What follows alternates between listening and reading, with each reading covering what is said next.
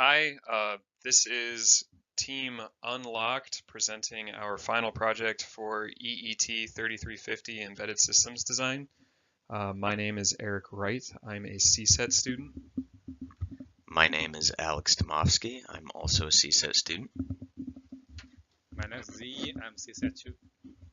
My name's Alejandra Alamia, and I am the only EET in the group. So in this presentation, we're going to go over what exactly the problem is that our embedded system is trying to solve, and the solution that we're proposing. Then we'll go into the development of the project as well as what our final outcomes and results were.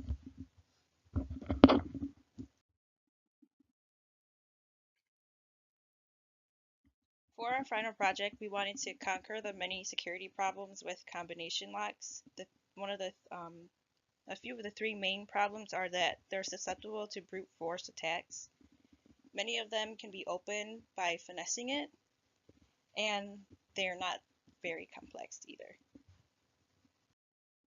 An example of one of these locks is the TSA luggage lock, where the user can put in their own combination that they want, but the TSA agents themselves have all 6 master keys. And the downfall with this lock is that the 6 master keys are readily available online. So the solution that we're proposing to this problem with combination locks is a lock that only allows the user 3 attempts to get the correct code. This would make such a lock impervious to brute force attacks. Brute force attacks being attacks where a computer can try every possible combination very quickly, something that would be nearly impossible for a human to do on a complex lock, but very easy for a computer to do. This sort of lock has some pretty easy expandability, meaning if we wanted to add more buttons to the lock, say rather than having 4 buttons, we'd have 5 buttons. The amount of possibilities goes up exponentially, and we could also adjust the number of attempts allowed per code entering. So the screenshot on the right is just a simple truth table that shows the amount of possibilities that our lock currently has. The correct code is 1011. Since there's 4 inputs, there's 16 possibilities, but as we've said, that could be easily expanded. If you added 5 buttons, you would have 32 possibilities, 6 buttons, 64, and on and on and on. So as we've said, it's pretty easily expandable to make it more secure. And also taking a look at this snippet of code, at the top there is a while counter that's set to 3, so that's saying that there's basically 3 attempts to get this done. That could easily be changed just by changing that value at the top of the code. You could make it smaller to make it more secure, or make it higher to give the person who is trying to open the lock more attempts to do so. This is our pseudo code, as we can see from the start. When the program started, we will initialize a counter, which the default value of the counter is 0, and then we initialize a port F and PL and a Nokia DRC. And the counter counts the number of attempts. People have 3 attempts to enter their code. When the port F is pushed, it will test if the code is right. If it's right, it will show the unlocked, and if it's not, it will show locked, and the counter will +1 for the value.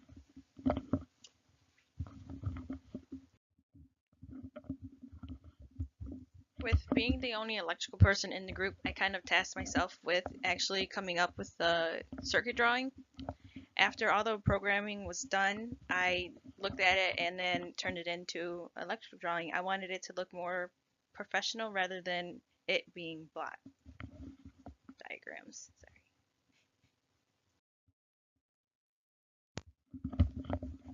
And our results. So we programmed everything in the Kyle IDE, and it was written in C.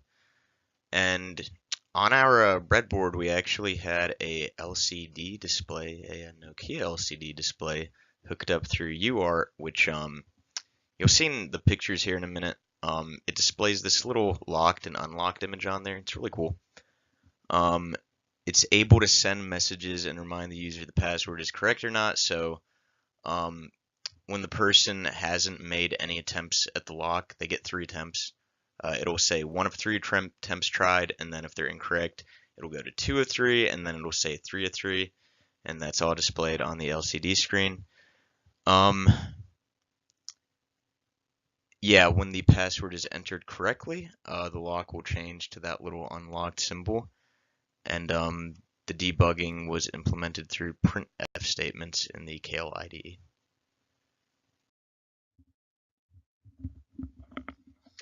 So what you can see here is a screenshot of the embedded system that we developed.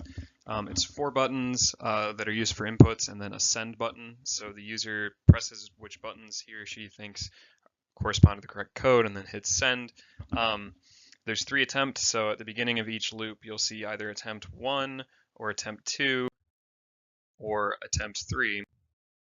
And then if in either of these attempts, if the code entered is not correct, you will see a screen that shows a locked lock, such as the one shown right here. And if the code entered is correct, you will see an unlocked lock.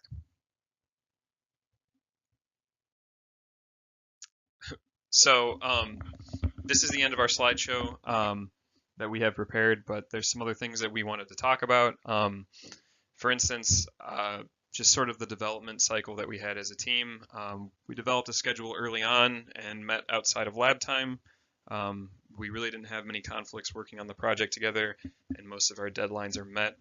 Now we're just going to go through some of the things that each of us learned throughout the process. For me, I'd never worked with LCD displays before, and one interesting thing that I learned while playing around with the locked and unlocked screen was well, using timers to sort of set almost like an animation. So the original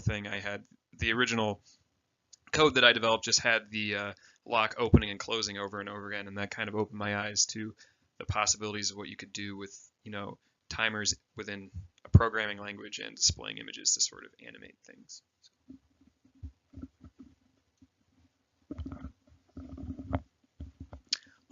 So I learned a few different things. As Eric was saying, the whole UART programming with the LCD screens was really cool.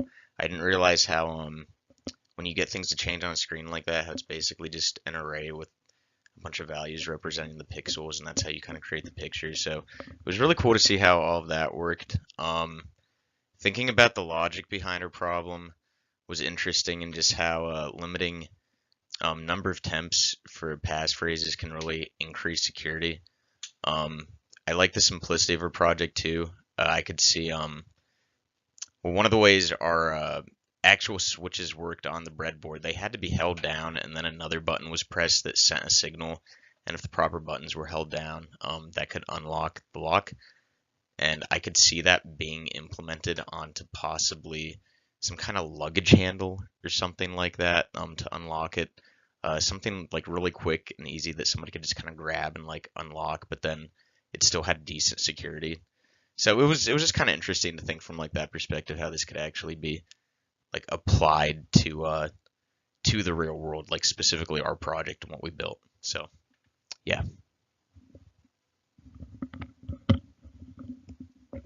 For me, as an electrical student, I really wasn't